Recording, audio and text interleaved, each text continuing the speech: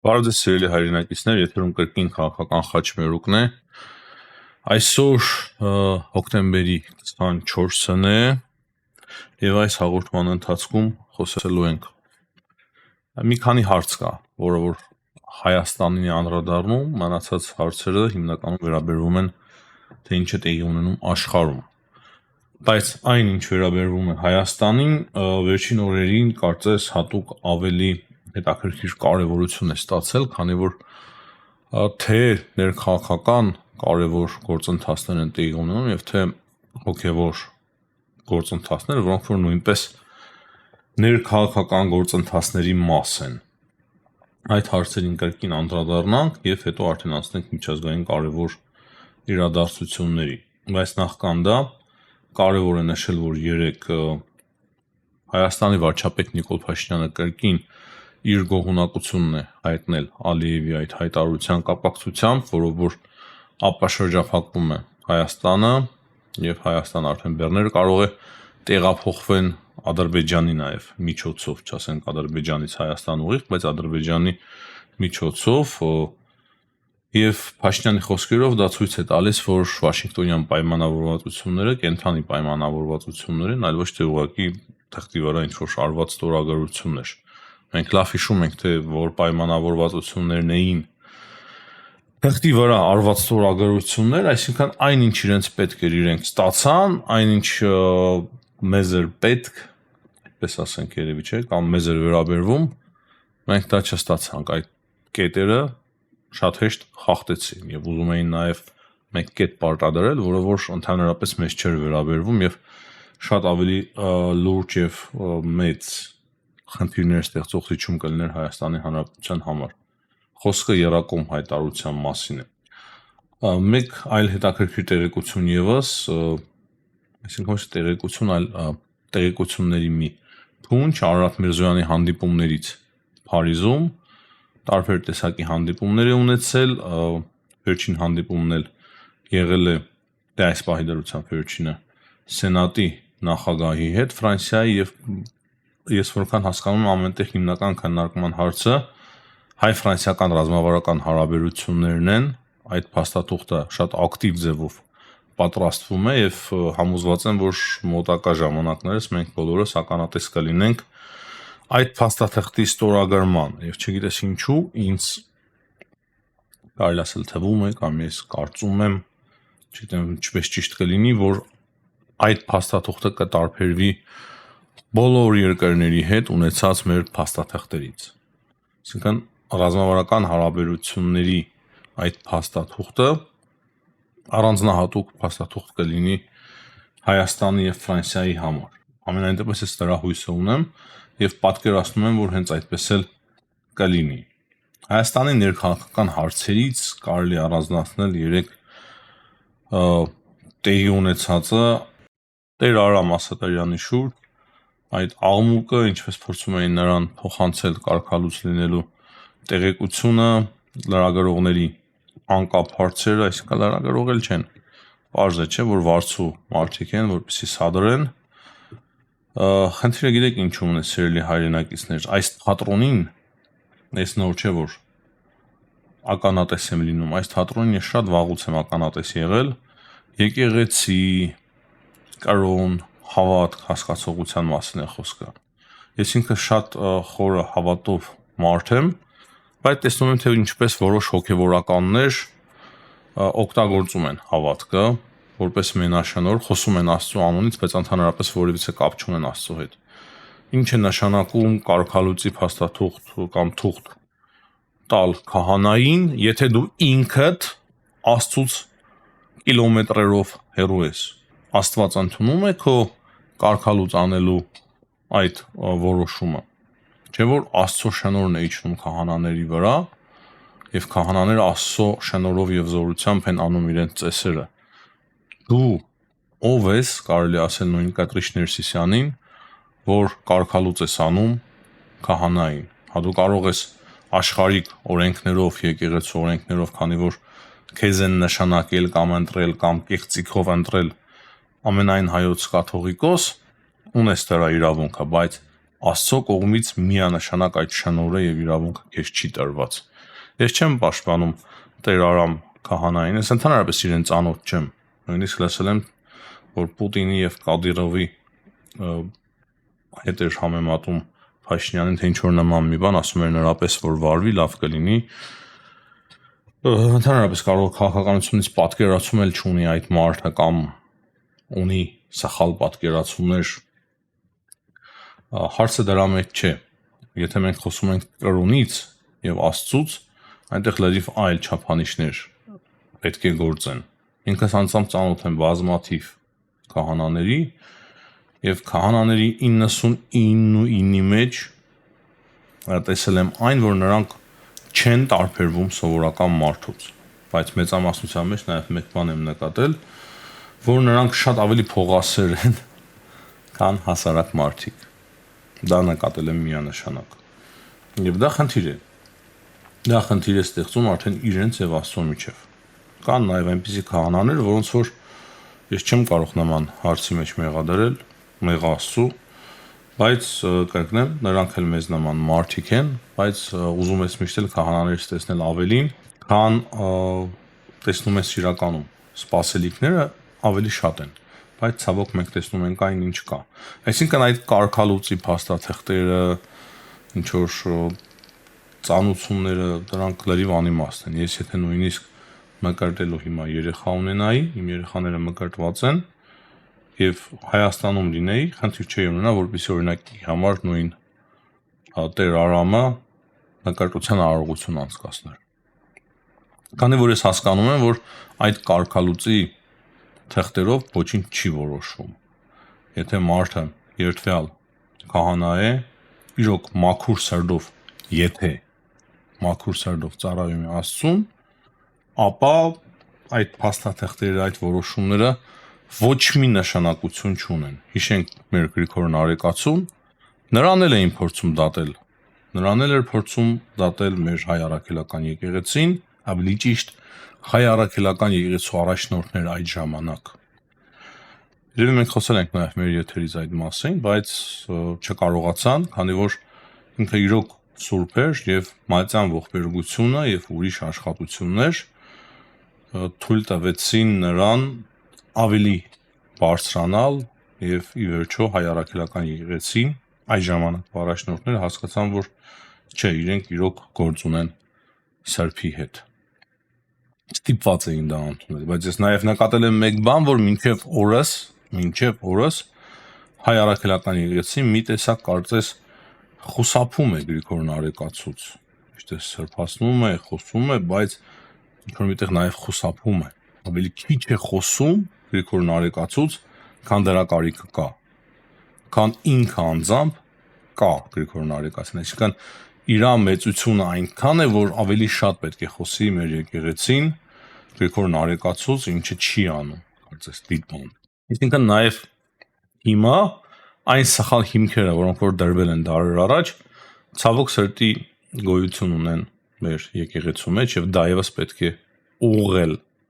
միանշանակ, դա եւս պետք է ուղղվի։ Երեք նաեւ այդ դեպքից հետո հետաքրքիր հայտարարություններ է արել արդեն Տեր Արամ Ասատարյանը, ասել է, որ տեղեկություններ ունեն, որ կաթողիկոսը ամուսնացած է, իմ տեղեկությունները ճշտված են 100%-ով, եթե մայրաթորը կամ կաթողիկոսը կասկածում են կամ չեն ընդունում իր ասածը, խնդիր ունեն իր ասածի հետ, ապա թող դատի տան եւ ինքը դատարանում կապացուցի, ասում է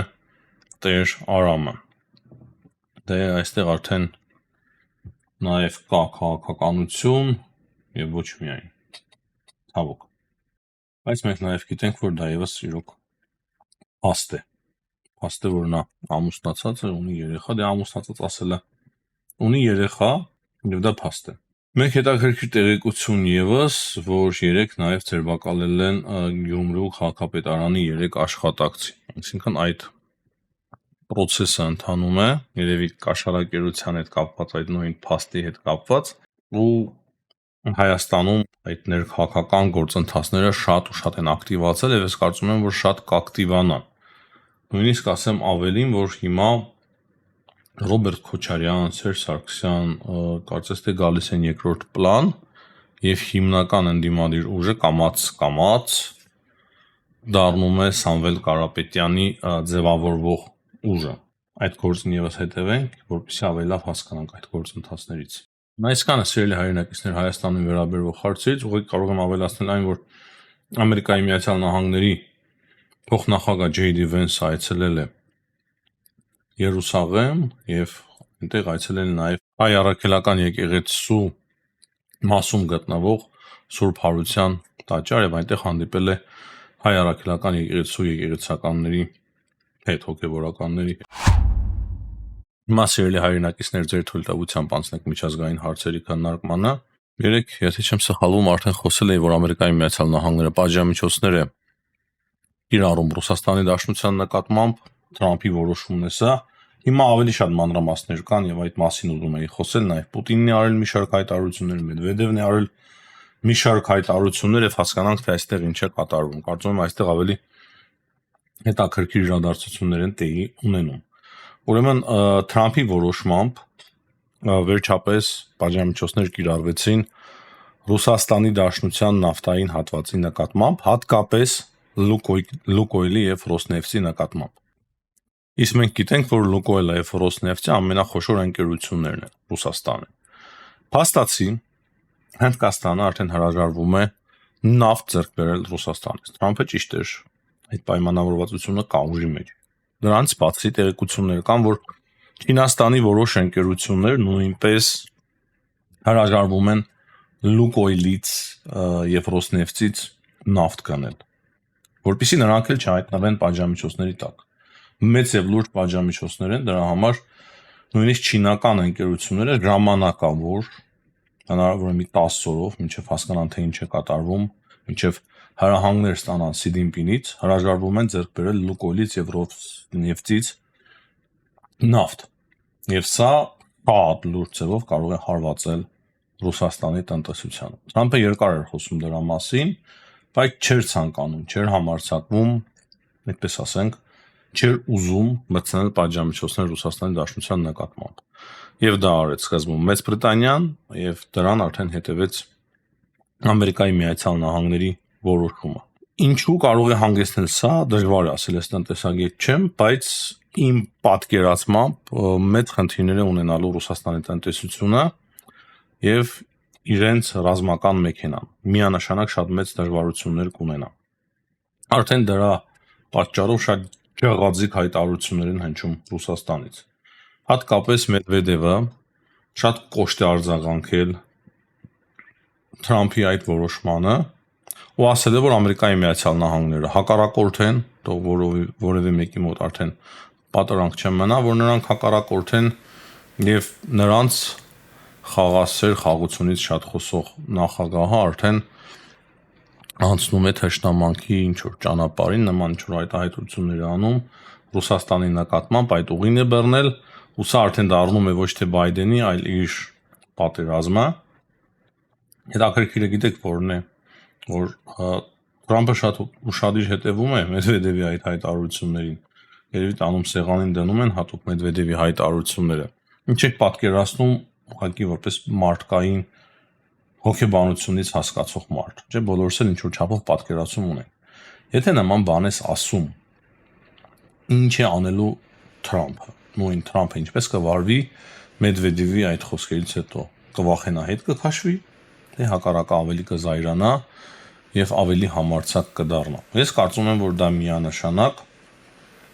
նպաստելու է նրան, որպեսզի Թրամփը ավելի կոշտ դիրքորոշում սկսի ունենալ Ռուսաստանի Դաշնության նկատմամբ։ Եվ այստեղ Մեդվեդևները շատ մեծ սխալ են գործում, քանի որ ավելի շատ են կատաղեցնում նույն Դոնալդ Թրամփին, ով շատ է ինքնին սիրում, շատ փառասեր մարդ է, գիտեք, ու այդ խոսքերից հետո, այդպիսի գործողություններից հետո Պուտինն էլ է ինչ որ արտահայտություններ արել ավելի զգուշ։ Կարծում եմ Թրամփը ավելի վատ է տրամադրվելու Ռուսաստանի, Պուտինի եւ նույն Մեդվեդևի նկատմամբ։ Եվ արդեն Ամերիկայի Միացյալ Նահանգների Սենատի կոմիտետում մի օրինագիծ է ներկայացվել, որտեղ որ հստակ կոչ է արվում ճանաչել Ռուսաստանը որպես ահաբեկչության հովանավոր երկիր։ Ոչինչ չկա պատահական, սիրելի հայրենակիցներ, Եվ սա կոնկրետ իրենց գործողությունների արդյունք է։ Պուտինը ասում է, որ ոչ թե չեղարկվել է այդ հանդիպումը Թրամփի հետ, այլ հետաձգվել է, այնտեղի կունենա Հունգարիայում, բայց ես կասկածում եմ, որ մոտ ապագայում նման բան տեղի ունենա։ Չնայած գիտեք, եթե Պուտինը հիմա ասի, որ արիք հա կազմակերպենք շուտ, կազմակերպենք, ես գալիս եմ միանշանակ, ինչ որ թվերից խոսի, հնարավոր է եւ Թրամփը համաձայնվի, բայց մենք հասկանում ենք, որ այդ զանգը, որը որ իրականացրել է Վլադիմիր Պուտինը, ուզում էր կրկին ձգձգել Թրամփի հետ հանդիպումը, ուղղակի չէր ուզում, որ Թրամփը տամագաղթներ տրամադրի Ուկրաինային, իմիջայլոց նա դրան հասավ, ինչը որ ճիշտ է պետք է ասենք, հասավ նրան, որ Ուկրաինային այս պահի դրությամբ տոմոգավ կայթարցիները չեն տրամադրվելու, բայց պատժամիջոցները կիրառվեցին։ Դրա փոխարեն կիրառվեցին պատժամիջոցները եւ այդ ձգձգելու խաղը Պուտինի, որը որ շատ լավ ինքը կարողանում էր հաջողեցնել, այս պահին չանցավ։ Հիմա ինքը երևի կրկին պետք է զանգահարի կամ ինչ որ մեկի միջոցով տեղեկացնի, որ ինքը շատ արագ պատրաստ է հանդիպել Հունգարիայում Դոնալդ Թրամփի հետ, կոնկրետ ժամկետ պետք է նշանակի եւ ասի, որ ահա մեկ շաբաթից ես կգամ կհանդիպեմ, որպեսզի Թրամփն էլ ասի, այո, ես էլ կգնամ կհանդիպեմ նրա հետ։ Պուտինը, ինչպես ասեցի արդեն, մեկնաբանել է այդ պատժամիջոցները, բայց ոչ Մեդվեդևի ոճով։ Նա ասում է, որ այդ նոր պատժամիջոցները ճնշման փորձ են Ռուսաստանի նկատմամբ եւ այդ պատժամիջոցները չեն ամրապնդի ռուս-ամերիկյան հարաբերությունները։ Շատ մեղմ է արտահայտվել, ինչպես արդեն ասեցի, Մեդվեդևի նման չի հարբել եւ ինչ որ արտահայտություններ անել, հասկանալով թե ում հետ գործ ունի եւ ինչպես։ Ուկրաինայի հերահար հրթիռների օգտագործման մասով ասում է, որ եթե նման բան անի Ուկրաինան, ապա շատ կոշտ, շատ չոր, նույնիսկ ապշեցուցիչ հարված կարող է ստանալ Ուկրաինան, ինչի ակնարկում չգիտեմ, ատոմային զենք է օգտագործելու թե ինչ որ նման փոքր շատ տեսակի մի բան, բայց ահա այդպիսի սպառնալիքները հնչեցրել Վլադիմիր Պուտինը։ Իսկ Զելենսկին ասել է, Զելենսկին էլ է արել հայտարարություններ, ասել է, որ իրենք ամերիկյան հրթիռները երբեք էլ հերահար հրթիռներ չեն օգտագործել Ռուսաստանի նկատմամբ, իրենց հրթիռները 150-ից 3000 կիլոմետր կարող են հատել։ Նաև այստեղ կարևոր է նշել, որ ռուսական նավերը արդեն խնդիրներ ունեն ՆԱՏՕ-ի ջրերում, այդպես ասենք, ՆԱՏՕ-ի երկրների ջրերում, Մեծ Բրիտանիայի ափերի մոտ հատուկ գործողություն է իրականացվել օրեր առաջ, փորձել են ցույց տալ ռուսական նավին իր տեղը, այսինքն այդտեղ եւս Ռուսաստանը սկսում է խնդիրներ ունենալ եւ ՆԱՏՕ-ն սկսում է ավելի ակտիվ աշխատել, որպեսզի դուրս մղի նաեւ ռուսական ռազմական նավերը իրենց ջրերից։ Վենեսուելայի շուրջ եւս բավականին խառն է իրավիճակը, ամեն օրվա ռեժիմով կարծես տարբեր հարվածներ է հասցվում տարբեր փոքրիկ նավակների, որոնք որ հմրանյութեր են փորձում տեղափոխել Ամերիկայի Միացյալ Նահանգներ։ Դե պաշտոնապես այդպես է հայտարարվում։ Դրանից բացի ամերիկյան ռմբակոծիչները հայտնվում են արդեն Վենեսուելայի օդում, հստակ հասկացնելով, որ կարող է եւ այլ բաներ տեղի ունենան Վենեսուելայի հետ, եւ Թրամփը նաեւ հայտարարել է, որ կարող է եւ շուտով, շատ շուտով ցամաքային գործողություն եւս տեղի ունենա Լատինական Ամերիկայում, Ամերիկայի Միացյալ Նահանգները կարող է ցամաքային գործողություն իրականացնեն այդ նարկոկարտելների նկատմամբ։ Դե պարզ է, կարող է այդ գործողության ընթացքում նաեւ փորձեն իշխանությունից զրկել Մադուրոյին։ Կարծում եմ այդպես էլ կարող է ընթանան իրադարձությունները։ Գազայում եւս մեծ հաշվարկիր չէ, կան հրադադարի խախտումներ, խնդիրներ, այնպես չէ, որ այնտեղ էլ հիմա խաղաղություն հաստատվեց եւ ամեն ինչ շատ հարթ է։ Սա է հիմնականում սիրելի հայրենակիցներ այս պահի դրությամբ։ Հաջողություն եմ մաղթում բոլորին, ցտեսություն, կհանդիպենք։